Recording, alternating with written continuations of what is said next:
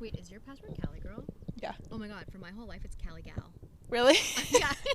Well, mine's after my dog. I mean, mine's been like Cal Gal, Yeah. Cali Girl, Cal Gal. Sometimes Charlie Boy when I have to mix it up. Oh yeah.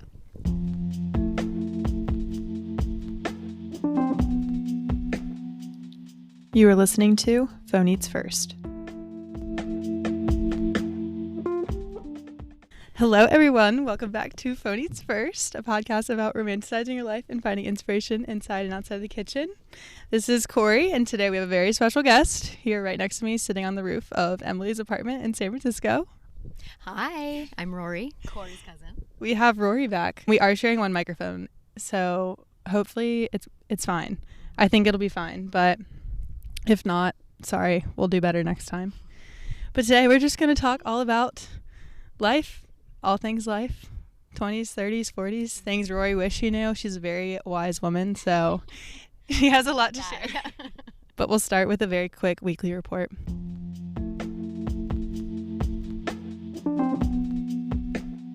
So what are you reading right now, if anything? Right now, I actually just started. So I just finished a book and started a new one. I just finished Remarkably Bright Creatures.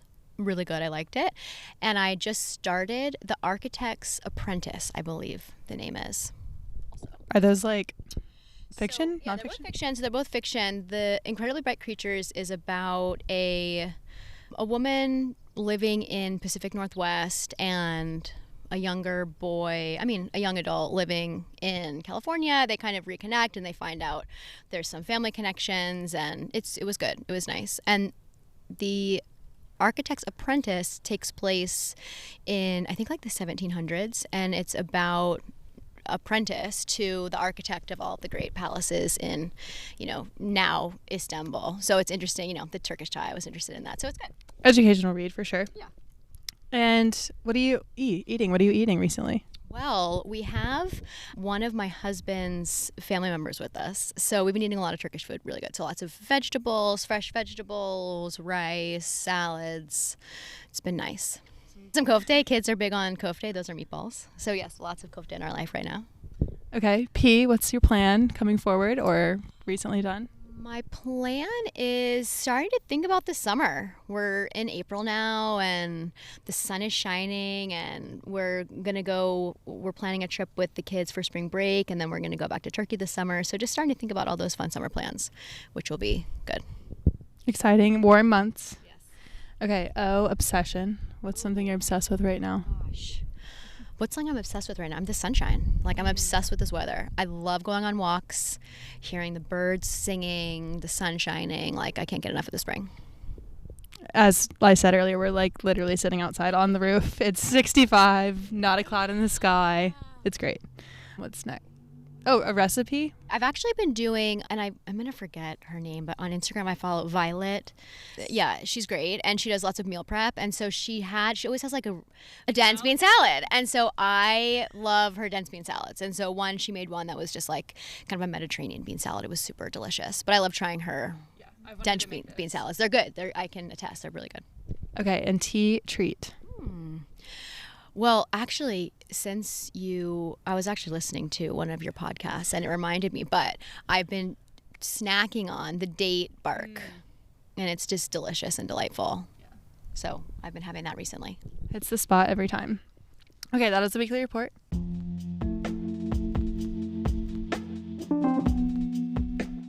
Now we're just going to kind of dive into today's episode, which is going to be just kind of a free-for-all, but I've asked Rory to kind of just come up with some pieces of advice, things she wish she knew for being in her 20s, 30s, and 40s.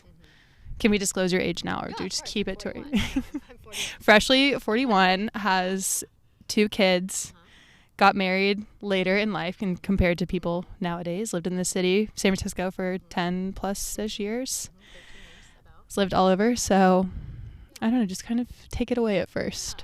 Okay. Well, I think, when we started talking about this topic, I was thinking about just like themes of decades. And especially coming into this new decade of 40, it was also a big time for me to kind of think about, okay, well, what's this new decade going to be all about? What are the things I want to do? What does life look like? And then I was just kind of thinking about the past decades.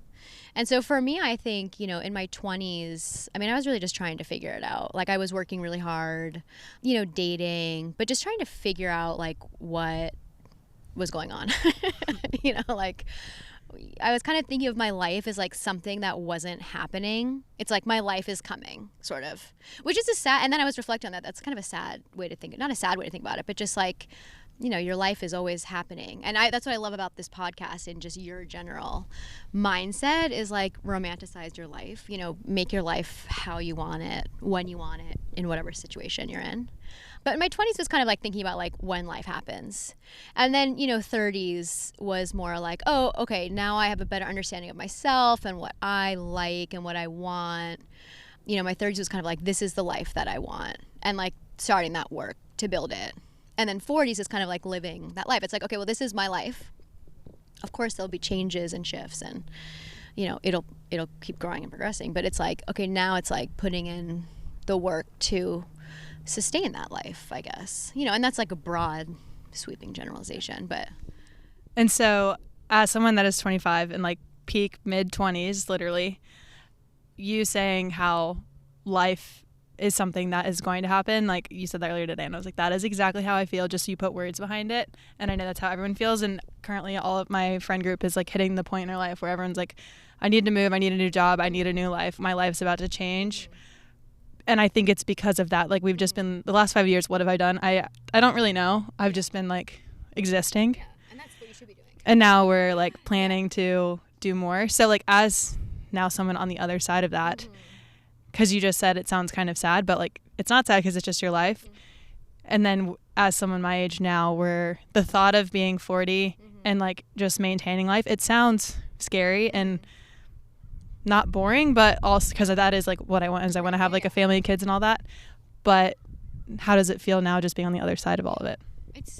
I mean it's great. It's I wouldn't say boring at all. Like, it's even more fun because we see how our life is now, and because we do have kids, a new level of planning comes into it. It's not just our lives anymore. It's like, oh, okay, you got to raise these kids, and like, what do we want for them, and like, how can we, develop them and all of that. But I think that, like, also something that you just mentioned about like being in your 20s and going into, especially just people getting engaged and people getting married, like, there's so many timelines that we have in our head, and they're totally artificial. Like, they're not important. Like, life happens kind of when it happens, and it happens randomly. And I think, like, I remember being in my late 20s, early 30s, and it was like, just so many weddings, and it just like gets you thinking. And like, I was not in a serious relationship at the time. It's like you started thinking like, well, what's my path? Like, do I want to get married? Like, yes, I do. Okay, well then, like, I wonder when that's gonna happen. Like, how is that gonna happen? Like, do you want kids? Like, just like thinking about your life in a way that kind of puts a pressure on it when there really doesn't need to be a pressure. I mean, I think it's human nature to like put pressure on ourselves and unfortunately compare ourselves, but it's like, there doesn't need to be that pressure because everything sort of happens as it's supposed to. Touching more on the relationships, because I feel like that's kind of what we're harping on. How has your view on relationships, romantic relationships, changed just through the decades? I think now, okay, so I've been with my husband for 10 years. We've been married for 7. Yeah, we met in 2014. So together for 10. So still, like, yes, that's a long time, but also hopefully in the scheme of life, like, that's just the start. But I think, being in a relationship and having 2 kids, like, I realize the importance of the person that you choose. And I always like knew that on like a very general baseline, but now living it, like, picking your partner, I really believe is the most important decision you'll ever make in your life. Like, if you choose to be with someone, and if you do, like, who that person is, because it really, it's everything. Like, you will always be making decisions with this person, and not that you need to be aligned all the time, because you won't be, but like, knowing that that person is like fully supporting you and bringing out the best in you, or challenging you, or whatever it is, like, that is such an important decision, because their opinion will matter so much and will also influence your life so much. And so I think, like, I always thought it was important, but I didn't really realize the importance until actually living it and being like, oh God, I'm glad I feel like I chose wisely, but like, being like, oh, I can see why it's so hard. Like, I can see why it's so easy to struggle if you're not fully aligned. So I think like that's kind of my realization being in my 40s and married with 2 kids. It's just how important it is, you know? Do you have dating advice for those that are in 20s, early 30s? Let's say for people that aren't where you are and feel like that is coming soon, and like they have that that fake time pressure on them. Yeah. I mean, I don't know if I have advice, but so like just for background, like I would date. I never had like serious boyfriends. Like I was never like in relationships that much, and I think like a lot of like the relationships that I had, like I was just like picking so horribly, you know what I mean? Like just like really bad choices. But I think like someone's mom actually said this to me when I was, I think, in my like late 20s with a friend of mine, and we were just talking. She's like, it's kind of a numbers game, right? Like if you're dating and you want to be in a relationship, like, okay, you have to put yourself out there, you know, and like you have to go on a lot of dates, and they may all suck, but like it really only takes one, right, to kind of go well, and then hopefully you can nurture that. But it's just kind of like a numbers game. Like get yourself out there, you know, don't take it too seriously. And it's funny, like we were talking earlier today at lunch just about like sometimes you're just like in a mood and you're just like really open to situations and like open to meeting new people. And I feel like when you're in that kind of phase, like take advantage of it. Because I honestly believe there is no way I ever would have met my husband if it hadn't been for this like one random chance encounter like one night at a bar. You know what I mean? Like, and we were both like in a good mood to like strike up a conversation with someone we didn't know. And I think like it's just about timing sometimes. Numbers and timing, I guess. That's good. That's good. They met salsa dancing, if anyone cares. Okay, so that touches on romantic relationships. And then how about friendships? Oh, yeah. Which is, there's a lot. There's a lot there. I mean, so whatever comes to mind. There's a lot there.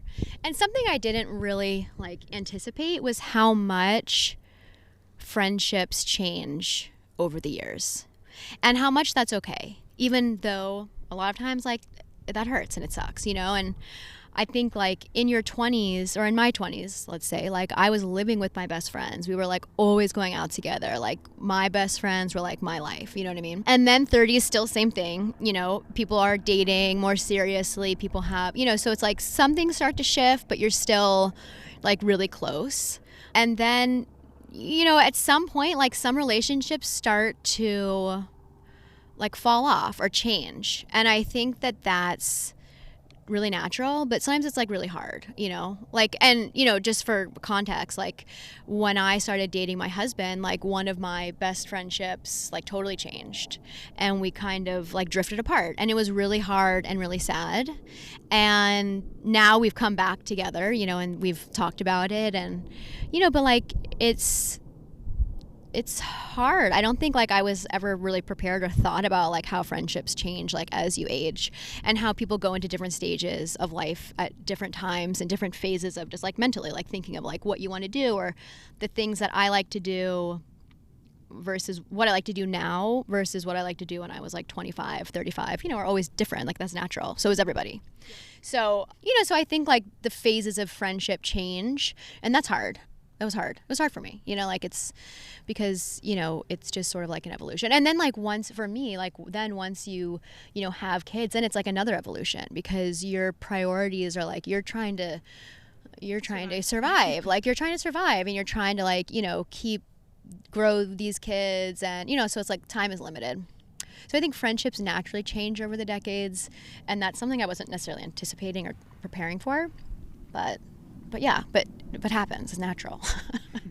What would you have to say about different friends for different stages and almost like friends for different purposes and like the importance of just like friends for different occasions? Because there's a lot of pressure to specifically for females, which like all of my listeners are females, but any like whenever you meet a girl, you're like, oh, we're either like best friends or we're not friends. So how do you feel about that? Yeah, I think also it just changes. Like friendships change and evolve like based on our own growth, right? Like I think in the 20s, there's still so much competition and sort of like cattiness. And that never unfortunately goes away. I think it's kind of like human nature and or just our societal pressure or whatever it is. But I think like I was less secure in myself and the things I want to do and my priorities in my 20s than I am now, let's say. So I think, you know, to your question about like friendships for different seasons, like I think that that really is the case. Like some people come into our lives for a short amount of time. Some people come in for a long amount of time and kind of are woven throughout.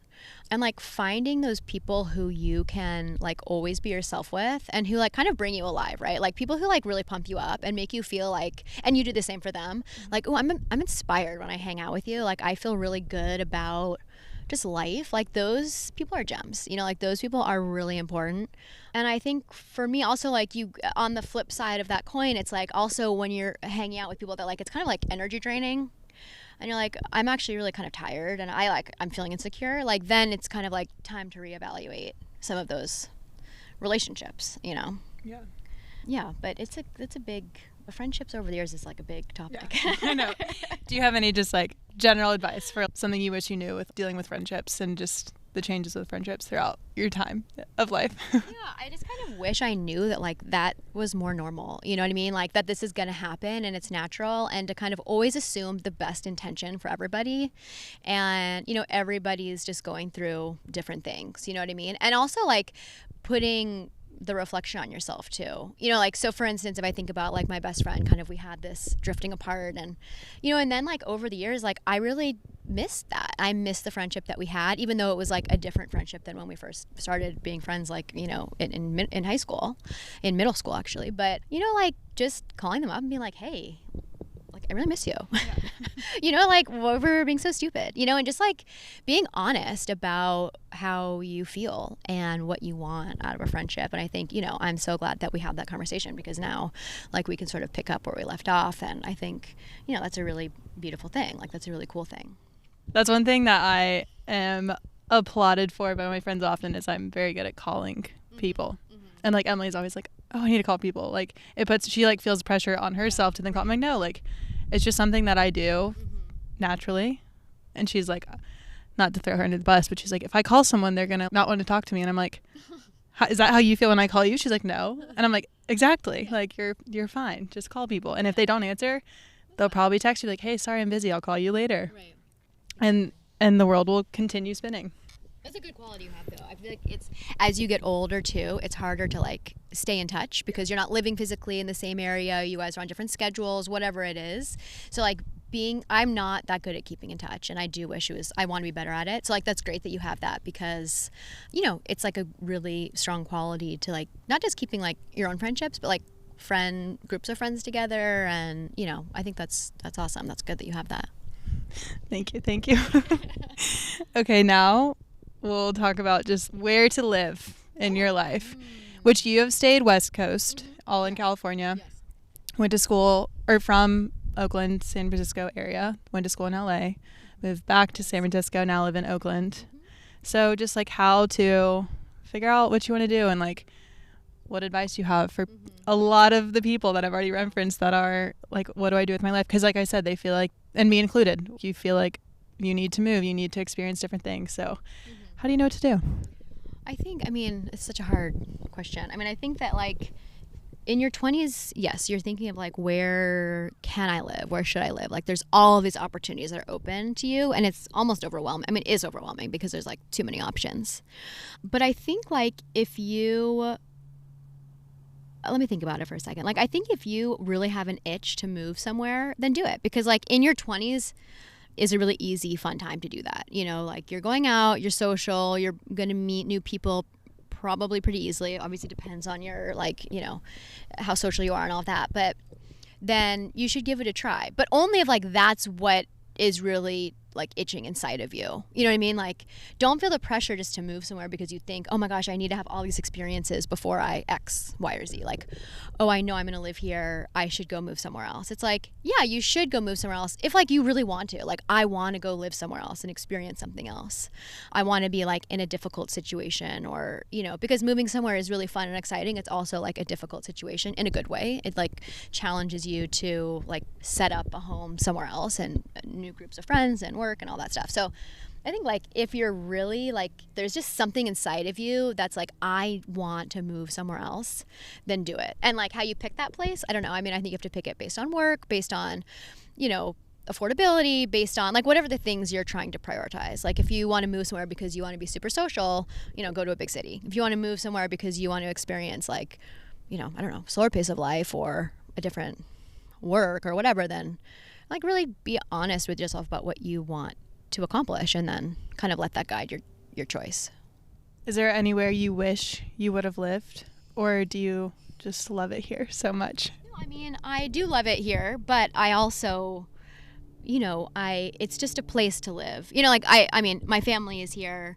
My parents live here. I've grown up here. Like I love it here. I honestly think like at this point in my life, if I were going to move somewhere else, it would have to be like a pretty good reason to do so.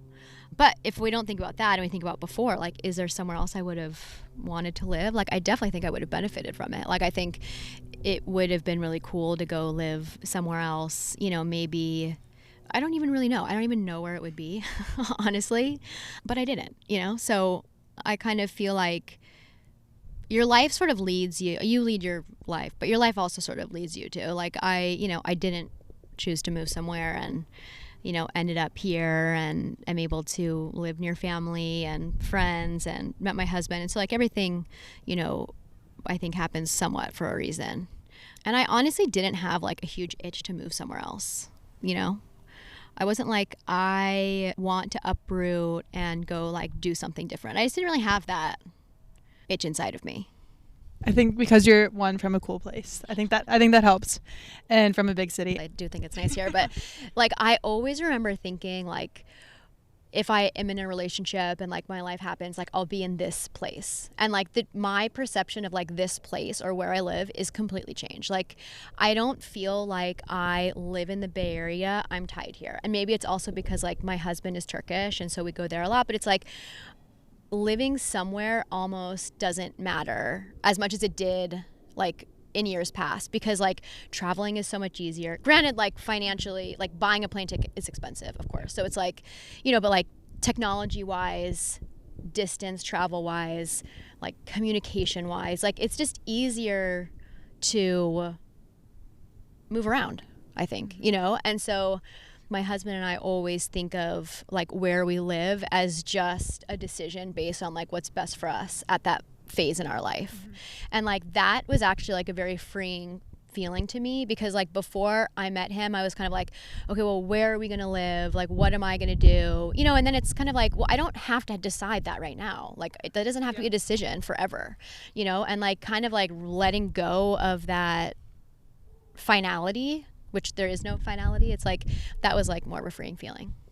Don't put too much pressure on it. Don't put too much pressure on yourself. Your family is your home now.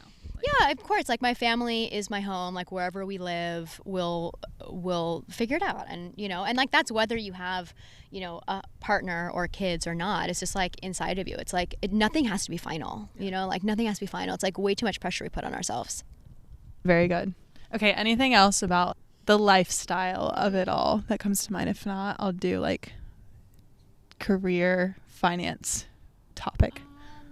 I think, well, they kind of go hand in hand. Like, I think it could be like a good segue. Like, I think now being, having 2 kids, life is, like if I look back on my 20s and my 30s, it's so easy to take risks. Like, take more if you're a risk taker. You know what I mean? Like if you want to move somewhere new, if you want to try a new job, if you want to start your own business, if you want to do whatever, like you can do it, because like it's you and a partner, you and friends, whatever it is, like you have that freedom to do it. So I think like I would give that advice to myself, like don't be afraid to take more risks during those times.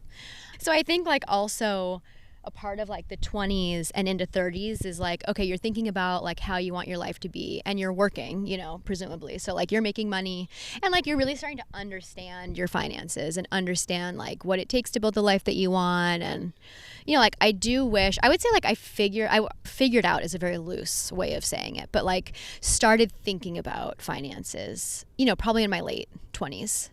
And I don't necessarily wish I did it sooner. I wish I didn't think of it as like a big daunting task, because that's exactly how yeah, right. And I did. And that's why I put it off, because I was like, oh my God, I don't know. Like, what do I do with my money? What is like a Roth IRA? Like, what do I do with this 401k? Like I didn't know, and like, I think that's a shame just like based on our educational system that we don't become more like financially literate younger on. But anyway, I don't think it needs to be a big scary thing. It should be like an optimistic, exciting thing, because like this is your egg. Like this is what you get to do all the fun stuff with.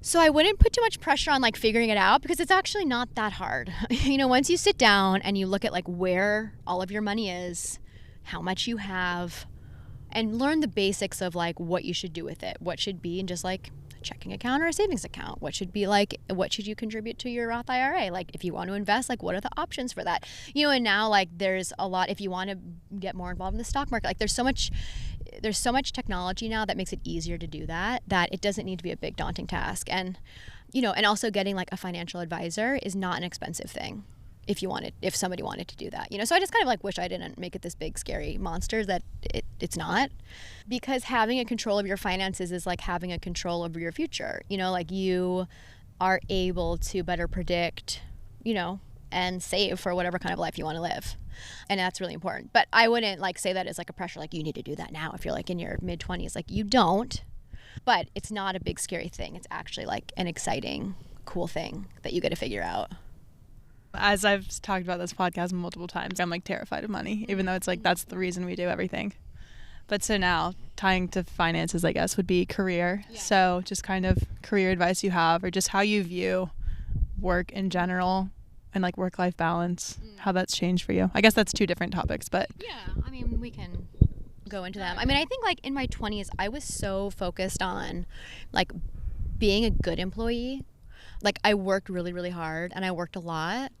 And I learned a lot of great things. I learned about things that I don't like, you know, types of managers I don't like, types of managers I do like. You know, I think it was kind of like great experience to understand, in my case, the corporate landscape and what that looked like and what you need to do to kind of navigate it and get ahead in it.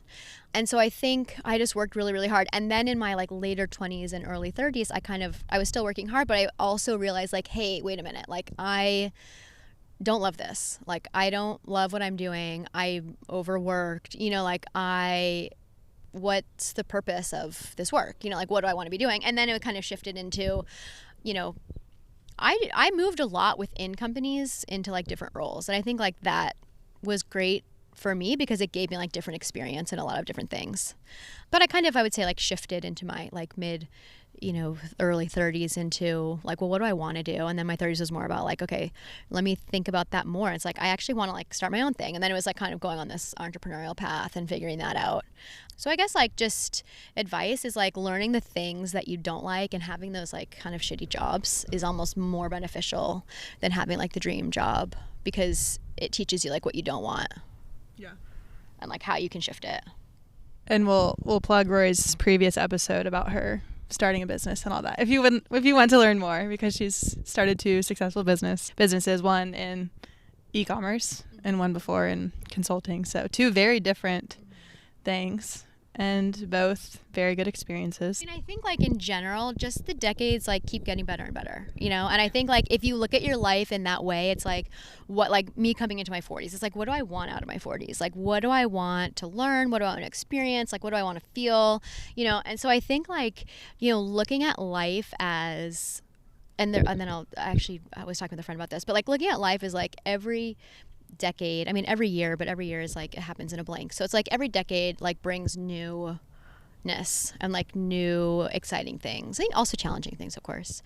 But like I was talking with a friend and I was like, oh my gosh, you know, like so many people, myself included, think like, oh, okay, my 40s, like, wow, this is my 40s. Like life is happening, like life is going so fast. And my friend was like, yeah, but like we still have like at least, hopefully if we're healthy, you know, at least 40 more years. And it's like, whoa, okay, wow. If I think about like everything I've done in 40 years, it's like having that plus hopefully more with like the health system, you know, not the health system we have now, but like the health opportunities that we have, you know, like that was really exciting. I was like, that's actually like such a great shift in perspective. And you know, it just like makes me excited. But I think like 40s too, for me at least, like every decade I learn more and more about myself and like who I am and what I want and how I prioritize myself in whatever sort of situations I'm in. And so like that's, you know, an exciting, empowering thing. So I'm looking forward to like the 40s, but you know, continuing on. Yeah, I've never thought about it that way. Like I'm in 25 years, I'll only be 50, which like to you, you're like, oh, that's like almost kind of soon, Right. but like that's But like still, half it's my life. completely. And it's, yeah, so time is just so, I mean, one is subjective, but two, it's like we never know how much time we have in general. But assuming nothing crazy happens and people are healthy, like and just with health changes, like people are living longer, so it's like we have a lot of, hopefully, time. We should still make the most of it. Yeah. You've covered a lot. What would be like one or two pieces of advice you have to someone that is just listening to this and feels just like overwhelmed by life and that the decision they make tomorrow is going to impact the rest of their life? I mean, just take a deep breath, like just don't worry. Like we put myself included, we put so much pressure on ourselves. And, everything I really do believe happens for a reason. I think if you decide to move somewhere, that's great. That's like your path. That's going to be part of your story. If you choose, to stay, if you choose this relationship, that, like whatever it is, just be true to yourself. If you're listening to the things that you actually want and that you feel are important, there's no wrong decision, and nothing in life is permanent, really. Nothing is permanent. Like anything can be shifted and changed. So it's like, just take some of that pressure off yourself and have some fun, I wish I had given myself that advice because like I was just so serious about everything in like my 20s, like, oh my God, I gotta do this and I gotta do that. And it's like, it's okay. It's okay. Like it'll all get figured out. It always does. And try not to put too much pressure on yourself. That's all, I guess. We could talk about each of these little subcategories like a million times over. But yeah, that's all I got. Yeah. That's all you got? Yeah, it was. This has been so nice to be with you and think about it. And just like take the time to think about, the different decades and different life experiences. And it's something I think, we should all do. Yeah. Just reflect a little bit more on what you're doing, why you're doing it, what makes you happy. Yeah, exactly. Well, thank you for coming on again to Pete. Always love it. So thank you for having me. This has been so much fun. And hopefully I'll be back. Yes, you will, whether you like it or not. Oh, I love it. All right, everyone. Thank you for listening. I hope you enjoyed today's episode. We will talk soon.